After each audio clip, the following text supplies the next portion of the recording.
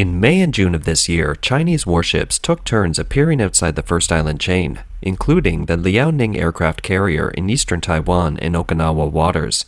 The scale of the Chinese Navy's deployment is unprecedented, with the North Sea Fleet leading the way, employing half of its main fleet, including circling Japan and threatening the Taiwan Strait. The East China Sea Fleet has also cooperated. The Chinese Navy consists of three major fleets: the North Sea Fleet, which is part of the Northern War Zone, the East Sea Fleet of the Eastern War Zone, and the South Sea Fleet of the Southern War Zone. The Liaoning aircraft carrier is assigned to the North Sea Fleet, the Shandong aircraft carrier is assigned to the South Sea Fleet, and the East Sea Fleet has fewer large warships. The 003 aircraft carrier just launched on June 17, 2022, and is named Fujian, and on the opposite side of China's Fujian province is Taiwan. It is not known whether this ship will be assigned to the Eastern War Zone in the future. Whether the Fujian has become a maritime threat to neighboring countries in East and South Asia has aroused the concern of all countries. We can see that Beijing's current strategic intention is to bring the aircraft carrier closer to the first island chain, or even the second island chain in the eastern waters of Taiwan, forcing the U.S. aircraft carrier to retreat. In this way, the Taiwan Strait is like the CCP's possession. The specific method of the CCP's anti-access and area denial is to attack the U.S. aircraft carrier formation so that it does not dare to approach China's surrounding waters easily. That is, the CCP Army tries to prevent the U.S. military from intervening in potential military conflicts in the East China Sea, Taiwan Strait, and the South China Sea, breaking through the first island chain where Japan, Taiwan, and the Philippines are, and even deterring the second island chain where Guam and the Mariana Islands are, and gaining local military advantages. However, the Chinese Navy's large-scale operations in the past 2 months have exposed its weaknesses when moving beyond the first island chain, including difficulties in logistical supply, poor defense capabilities, and a lack of air support. It has also demonstrated the gap between the quality and reliability of Chinese naval equipment and that of the US and its allies, not to mention the huge gap in manning and training levels. In June and July, the U.S. military launched counterattacks in the East China Sea and the South China Sea in response to the CCP's weaknesses. It made clear that the Indo-Pacific strategy has become a priority for the U.S. in recent years. Its various joint military exercises are designed to respond to and deter the CCP's intention to expand at sea. If a conflict arises between the U.S. and China in the future, the greatest probability is that a naval Armageddon will take place in the Western Pacific, with the safety and security of the Taiwan Strait region being the focus. Let's look at the East China Sea region first. In this area, China has 2 J-20 brigades stationed. The first J-20 group is stationed here. Its objective is to defend the area while also having the potential to launch attacks in the East China Sea. The second J-20 brigade is stationed here, but its main objective is supposed to be to protect the Chinese capital, Beijing, while looking out for the Korean Peninsula. The U.S. has stepped up its cooperation with Japan and South Korea. In June, U.S. F-22 fighter jets were mobilized to bases in Japan to drill with Japan-based F-35s. These fighters have been deployed to the East China Sea, supposedly to primarily counter China's J-20s to ensure air superiority. On July 6th, U.S., Australian, and Japanese warships conducted joint drills in the East China Sea, and the amphibious assault ship USS America LHA-6, loaded with F-35B warplanes, also cruised in the East China Sea. On July 12th, American F-35 fighters based in Alaska were deployed to South Korea to perform joint drills with South Korean F-35 fighters in the Yellow Sea. This move could simultaneously deter North Korea and warn the Kim regime. If Beijing decides to risk war, the U.S. F-35 fighters could also strike from their bases in South Korea and quickly launch airstrikes against the Chinese Navy bases in Qingdao and Dalian via the Yellow Sea, even threatening Beijing. If the CCP's air defense radar can't detect the U.S. F-35 fighters in time, there is a possibility that China's J-20 fighters could be destroyed on the ground. If Beijing initiates a strike, the American military could have full use of Japanese bases or launch a counterattack from its bases in South Korea as well.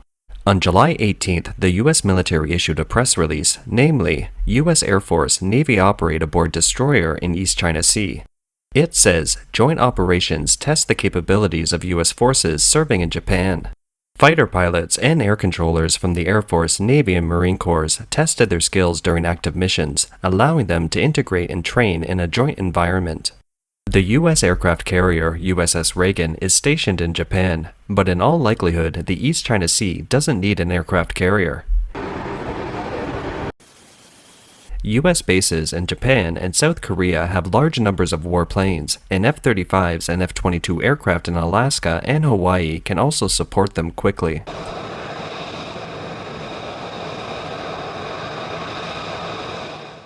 With onshore anti-ship missiles, air fighters, light aircraft carriers, Aegis system-equipped ships, and submarines, the U.S. military can completely block the CCP fleet within the first island chain, or even directly paralyze it in the home port.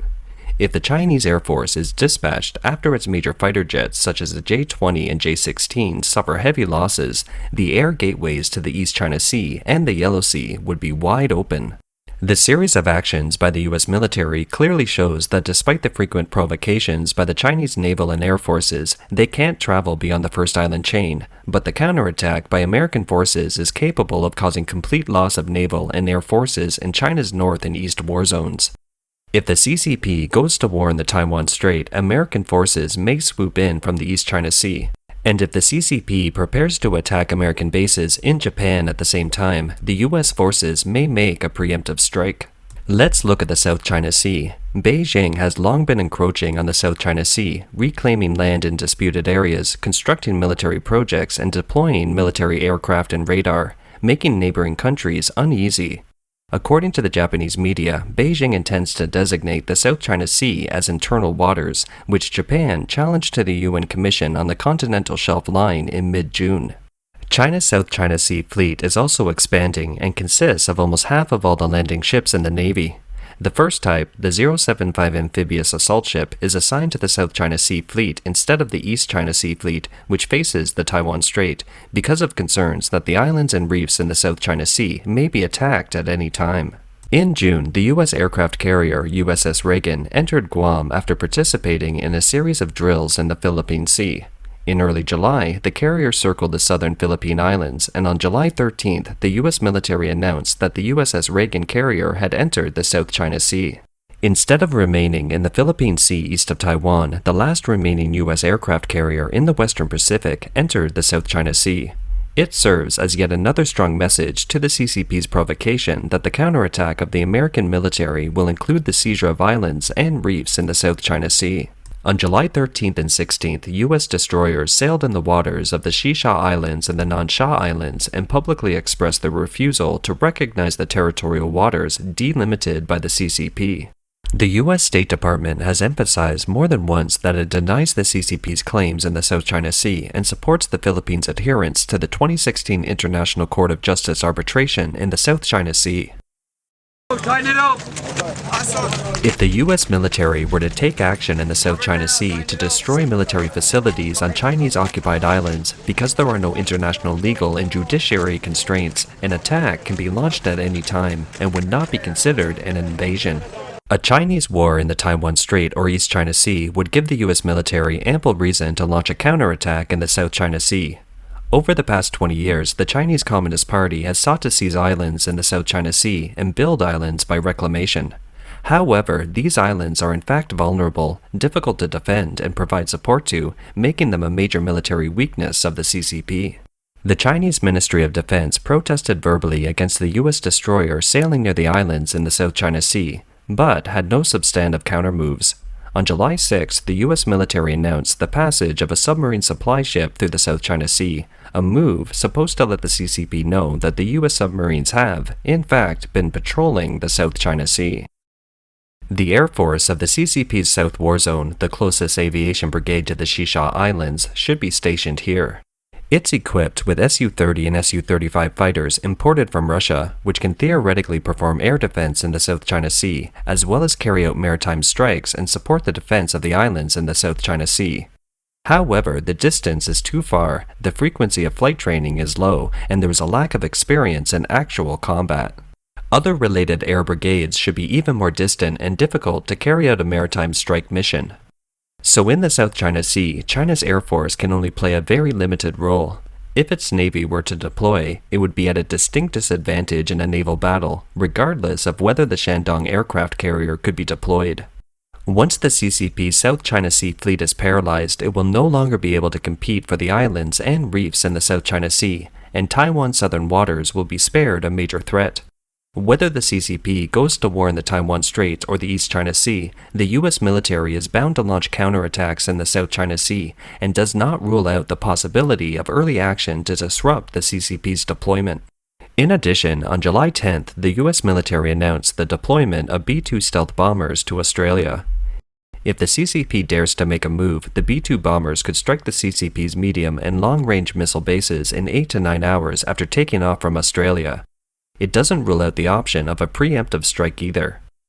On July 12th, Exercise RIMPAC, the Rim of the Pacific exercise and the world's largest international maritime warfare exercise hosted by the US military, reached its climax when ships and aircraft from the US, Australia, Canada, and Malaysia sunk a decommissioned Navy frigate.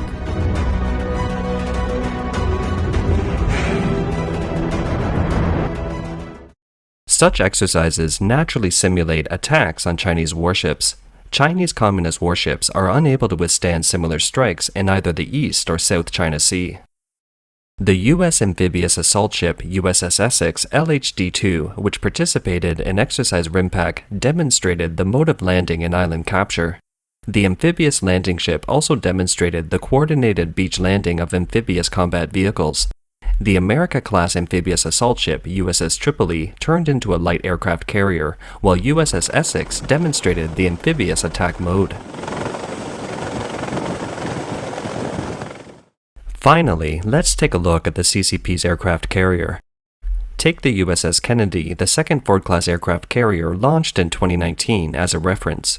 To sum up, in terms of the quality of the aircraft carrier, the U.S. main carrier, the Ford class, is above the Fujian in terms of performance, and the amphibious assault ship, the United States of America, is far above the Liaoning in terms of performance, and, at present, the Shandong carrier is not completely combat capable yet. It will take 5 or 6 years for the Fujian to be effective in combat. Now the U.S. 7th Fleet can rely on a nuclear-powered aircraft carrier and an amphibious assault ship to limit the Chinese Navy to the coastal areas. After the 003 aircraft carrier, the CCP has no plan to start the construction of the 004 aircraft carrier. It will take at least 10 years or more for an aircraft carrier to start construction and be combat ready. In other words, China is waiting for the test results of the 003 aircraft carrier to make a 004 construction plan. That is to say, in the next 15 years, the CCP is likely to just rely on the 3 aircraft carriers on hand. The United States is continuing to build new aircraft carriers. The second ship of the Ford class, the USS Kennedy, started construction in 2015, was launched in 2019, and is expected to be officially commissioned in 2024, making its service date even earlier than the 003 Fujian. The third ship, Enterprise, also began construction on April 5, 2022, and is expected to be launched in 2025. The fourth and fifth ships of the Ford class are expected to begin construction in 2026 and 27. It can be said that in the next 12 years throughout the Western Pacific, despite the service of the 003 Fujian, the CCP will still not be able to change the situation in the area where the US is strong and China is weak.